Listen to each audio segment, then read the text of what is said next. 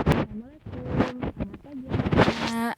Nah, kali ini Bu Nina akan menjelaskan tentang tema 1 subtema 2 pembelajaran 5 dan 6, pembelajaran terakhir sebelum kita PH. Nah, langsung saja ya. Yang pertama, manfaat mengamalkan sila kedua Pancasila. Itu ada di LKS halaman 44.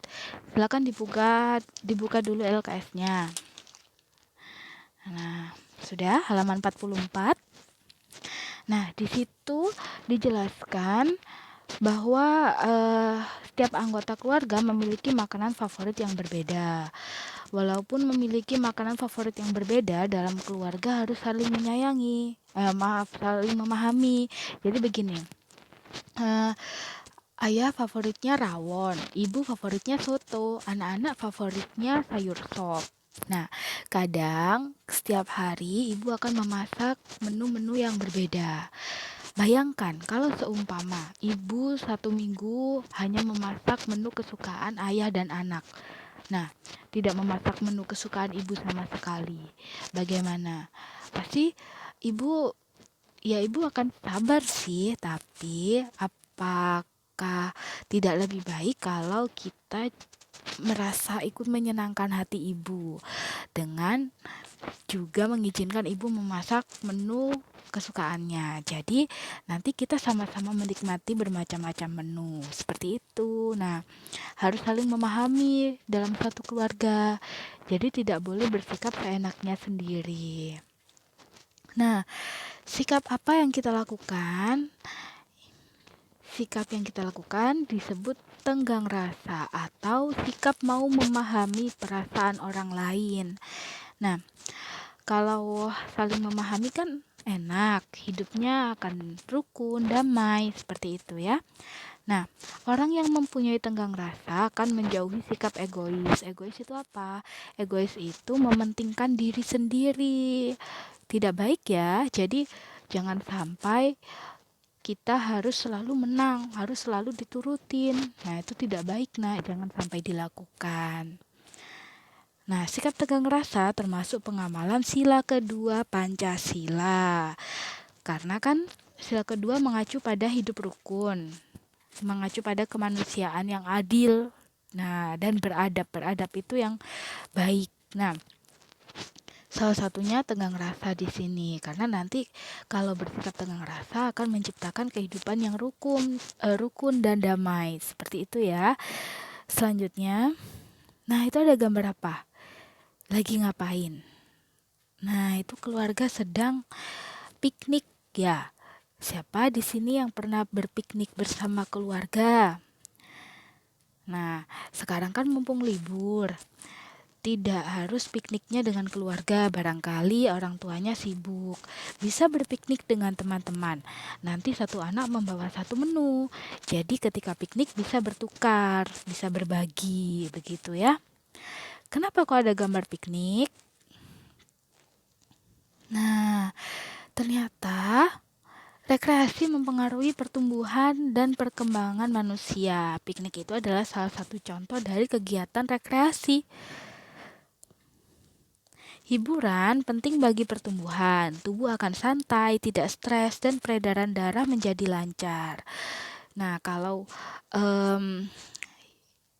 banyak kerja, tidak ada waktu istirahat, tidak ada waktu hiburannya, nanti pertumbuhannya bisa terganggu, bisa cepat sakit, kemudian peredaran darahnya juga tidak lancar.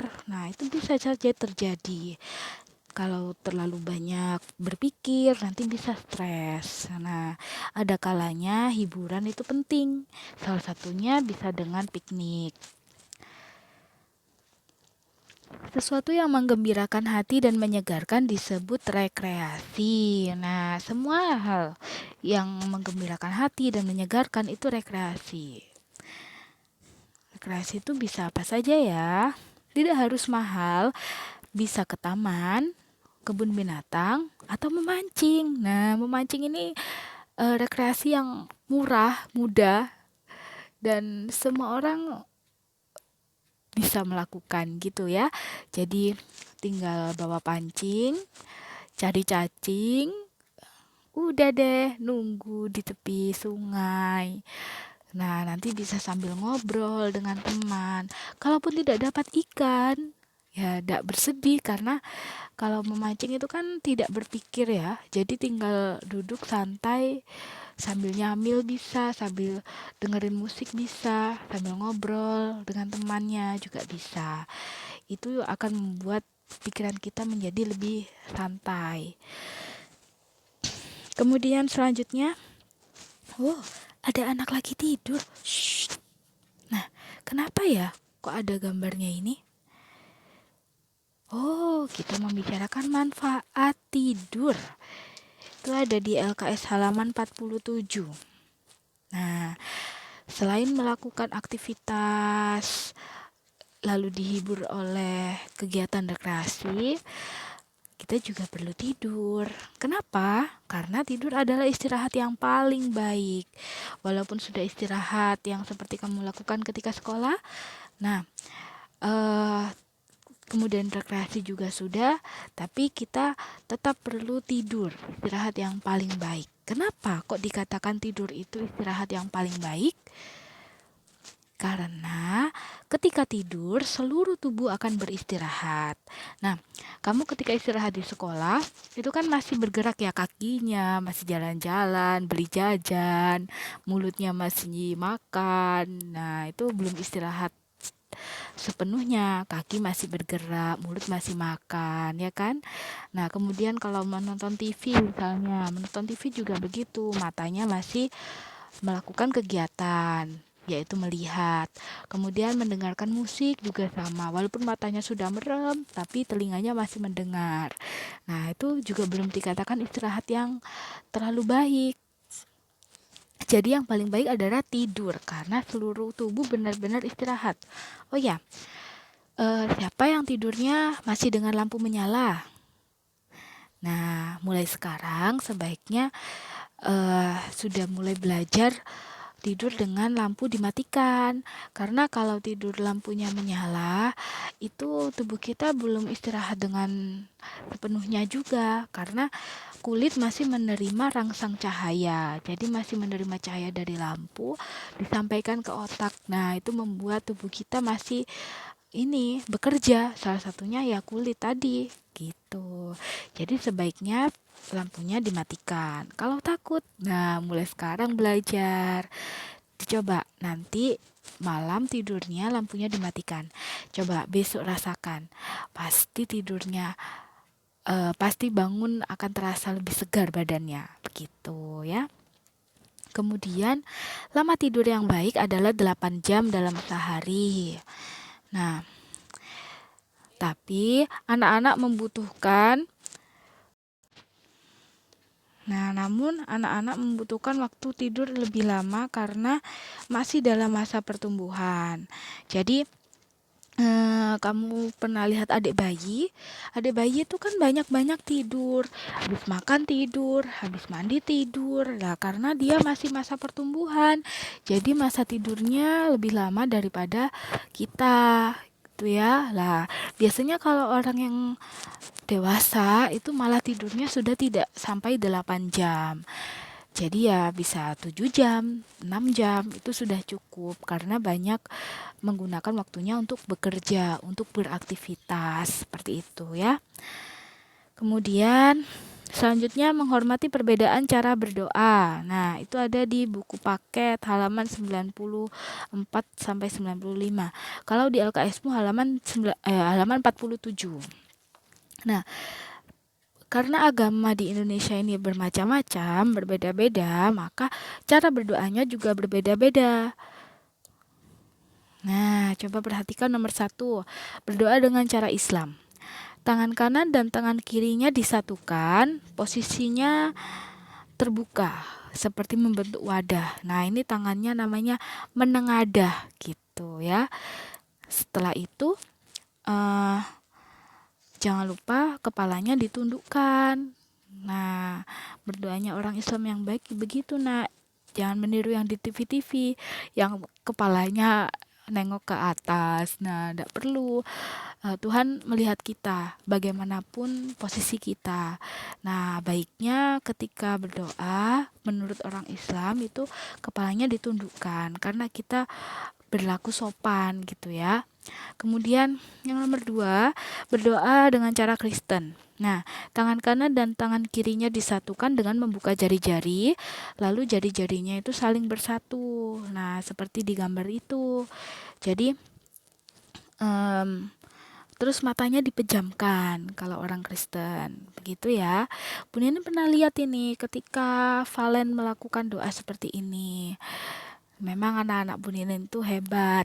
Ketika berdoa, sudah bisa berdoa sesuai agamanya masing-masing ya.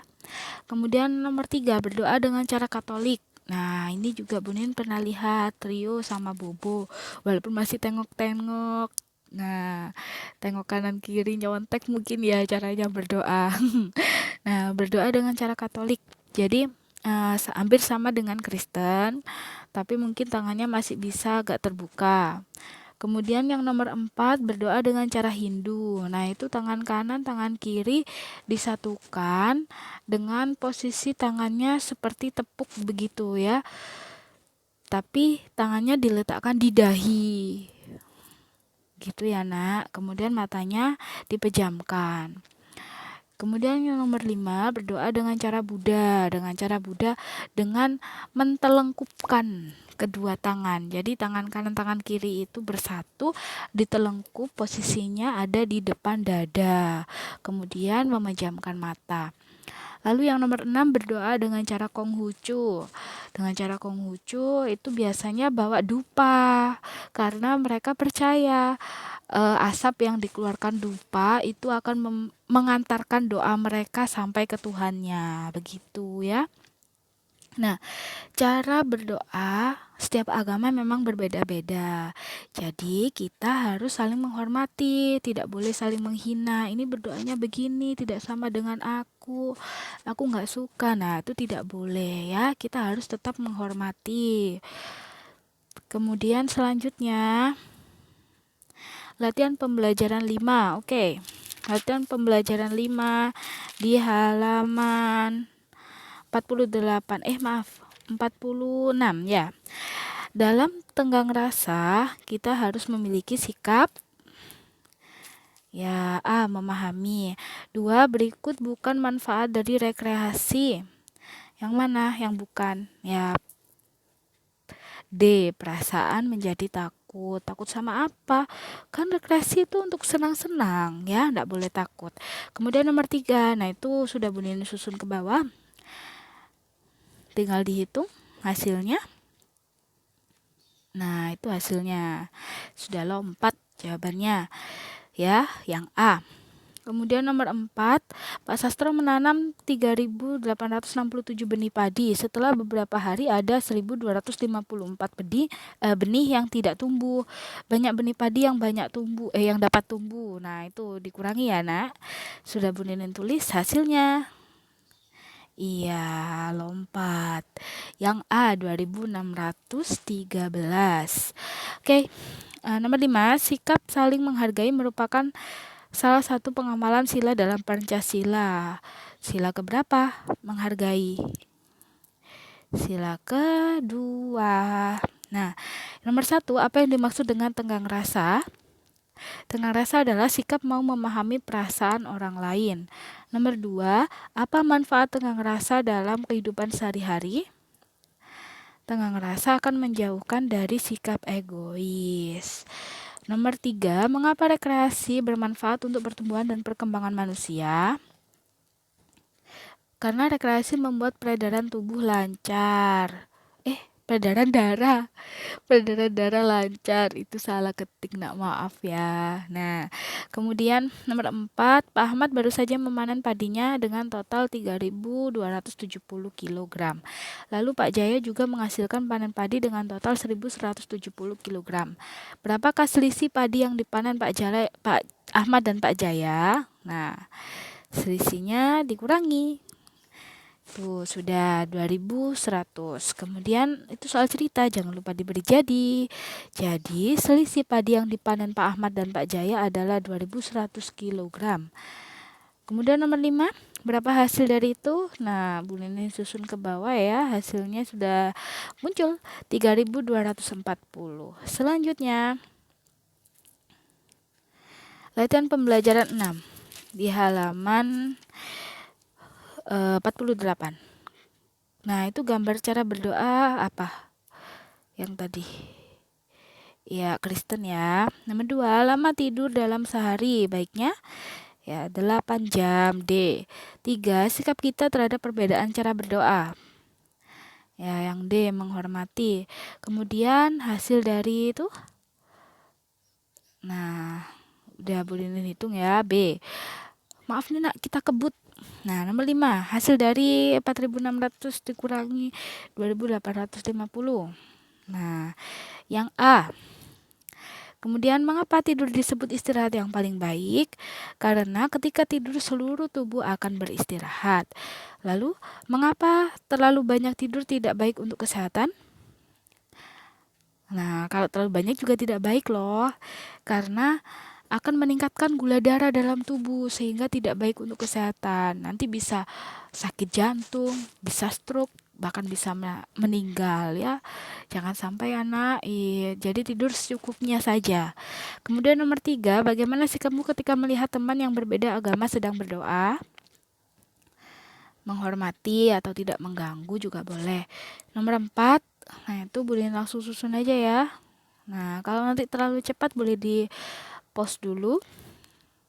Kemudian tuh soal cerita ya, jangan lupa pakai jadi. Jadi jumlah telur Pak Dahlan yang telah menetas ada 1825 telur. Kemudian nomor 5. Nah, itu Bunin sudah kurangi. Jangan lupa pakai jadi. Jadi sisa bibit pohon bakau ada 1550.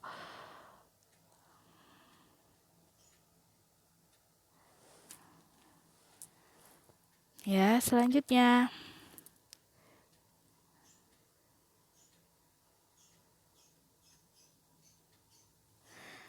Wah, itu sudah ngebut.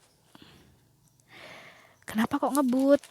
Ternyata kita akan bahas di halaman 50 latihan subtema 2. Oke, wah, ayo ngebut. Ayo ngebut apa ini? Nah, karena Sabtu PH, nak, dan besok kita sudah libur untuk Lebaran yang beragama Islam. Nah, jadi kita kebut ya. Oke. Latihan subtema 2, halaman 50. Untuk pelajaran PKN nomor 1. Keanekaragaman bangsa Indonesia tidak boleh menimbulkan ya, C. Perselisihan, tak boleh menimbulkan pertengkaran. Nomor 2, berikut contoh sikap tenggang rasa adalah menghormati tetangga yang beribadah. Jadi kan berbeda, ada perbedaan di situ. Nah, jadi kita harus bersikap memahami tenggang rasa ya. Kemudian nomor 3, Bella suka makan telur dan Betty suka makan daging. Bella dan Betty harus saling menghormati. 4, berdoa sebelum tidur merupakan pengamalan sila ke. Nah, berdoa berarti kepada Tuhan, berarti sila ke-1D. Nomor 5, kita harus menghormati setiap orang ya. Kemudian nomor 1, apa makna simbol rantai pada Pancasila? Masih ingat tidak ini ya? Bahwa bangsa Indonesia sangat menjunjung tinggi nilai-nilai kemanusiaan. Kemudian nomor 2, sebutkan contoh sikap sesuai sila kedua Pancasila. Nah, saling menghormati, tenggang rasa. Boleh ditambah hidup rukun, boleh saling menyayangi. Kemudian nomor 3, apakah yang dimaksud dengan sikap menghormati? Menghargai perbedaan dan tidak menghina, ya. Iya, itu perbedaannya salah tulis Bun Inin ya. Maaf ya, Nak. Nomor 4, mengapa kita harus menghormati perbedaan cara berdoa? Agar hidup tetap rukun. Nah, itu gunanya menghormati perbedaan. Apapun perbedaannya, cara berdoa, berbeda agama, makanan kesukaan. Nah, tujuannya sama agar hidup tetap rukun. Nomor 5, sebutkan cara menghargai umat beragama lain. Nah, tidak mengganggu ketika umat agama lain sedang beribadah. Oke, lanjut. Yang bahasa Indonesia halaman 51. Nomor 1, salah satu cara istirahat paling tepat untuk mengembalikan energi adalah dengan tadi sudah ya, tidur. C. Nomor 2, tempat rekreasi berikut yang dapat digunakan untuk menyegarkan mata. Yang mana? Matanya biar segar berarti butuh udara segar, berarti di pegunungan. B. Nomor 3, hal berikut ini yang termasuk perubahan yang menandai pertumbuhan pada manusia adalah pertumbuhan itu bertambah tinggi dan berat. Harus diingat ya. Berarti yang B, berat. Nomor 4, protein yang berasal dari tumbuhan disebut, protein kan ada 2, protein hewani dan nabati. Nah, yang dari tumbuhan itu protein nabati. A. Nomor 5, makanan berikut yang mengandung karbohidrat adalah D. Nasi. Karbohidrat itu yang sumber energi utama, jadi yang bersifat mengenyangkan. Nomor 1, sebutkan contoh perkembangan fisik pada manusia. Tubuhnya kumis, kaki yang bisa berjalan, bisa bicara, karena kan fisik itu yang bisa dilihat ya, Nak. Kemudian, apa yang dimaksud dengan rekreasi? Sesuatu yang menggembirakan hati dan menyegarkan. Nomor 3, apa manfaat makanan yang bergizi dan menyehatkan bagi tubuh? Untuk memberi tenaga agar tubuh tidak mudah sakit, begitu ya. Nomor 4, sebutkan contoh makanan yang mengandung karbohidrat. Nasi, jagung, roti, singkong, ubi, dan kentang, bisa begitu ya. Kemudian nomor 5, sebutkan makanan yang mengandung vitamin C. Ini buah atau sayur yang rasanya agak asam. Nah, apa ya? Nah, jeruk, cabai, mangga. Oh, cabai di situ. Iya, cabai itu mengandung vitamin C. Kemudian lanjut. Nah, matematika sudah di video yang lain ya. Sekarang PJOK halaman 52 yang bawah. 1. Satu kelompok dalam permainan melompat meraih benda terdiri atas berapa anak? 5 anak. Kemudian nomor 2, bagian tubuh yang digunakan untuk merangkak. Kalau kamu merangkak itu kayak bayi itu loh, Nak. Berangkang. Nah, itu membutuhkan tangan dan lutut. B. Nomor 3, aba-aba yang digunakan pada permainan melompat dan merangkak. Nah, pakai apa waktu ini? Waktu bunyi 1 kali, 2 kali, kemudian bunyi panjang, bunyi putus-putus, itu menggunakan D, peluit. Nomor 4, gerak merangkak dapat melatih kekuatan tangan. A, jangan keliru ya. Kalau kaki kan yang digunakan geraknya lututnya. Nah, berarti itu persendian. Kemudian nomor 5, kekuatan otot dapat kita latih dengan A, olahraga ya. Nomor 1, apa manfaat olahraga bagi tubuh? Membuat tubuh sehat dan kuat. Nomor 2, olahraga apa yang sering kamu lakukan? Nah, ini bebas, boleh jawab sesuka kamu. Nah, bersepeda, sepak bola, jogging, itu Bundin beri contoh. Kemudian nomor 3, bagaimana suatu kelompok dapat disebut sebagai pemenang dalam permainan melompat meraih benda yang memperoleh bendera paling banyak atau bendera terbanyak. Nomor 4, sebutkan gerakan yang ada pada permainan melompat meraih benda. Gerakan apa? Berlari, melompat. Nah, itu yang dilakukan pada permainan melompat meraih benda. Kemudian nomor 5, sebutkan contoh gerakan yang dapat melatih otot kaki. Melompat, berlari, itu bisa ya. Kemudian selanjutnya SBDP. Terakhir, halaman 53. Nomor 1, menirukan air bergelombang dalam tarian termasuk gerak. Nah, gerak B, lemah. Nomor 2, ketika menirukan air bergelombang, bagian tubuh yang digerakkan adalah D, tangan. Kan tangannya yang menirukan gelombang air ya. Nomor 3, gerakan kita dengan penari lain saat pentas tari harus B, selaras. Selaras itu maksudnya harus sama, biar kompak kelihatannya ya. Nomor 4, melompat menirukan gerakan. Nah, menentukan gerakan apa? Iya, gerakan kelinci. C. Nomor 5, sikap awal gerakan di samping adalah tangan. Sikap awalnya direntangkan dulu ya, yang A. Nomor 1, perbedaan gerakan cepat dan lambat pada tari. Gerakan cepat yaitu gerakan yang dilakukan dengan tenaga yang kuat. Kalau gerakan lambat, tenaganya lemah atau pelan. Nah, nomor 2, bagaimana gerakan tangan saat menirukan air? Seperti air hujan turun ya.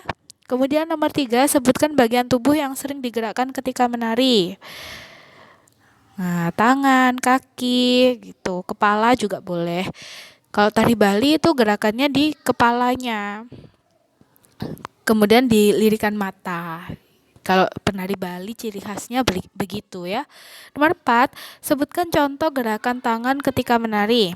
Nah, ini contoh, berarti ada yang lain boleh.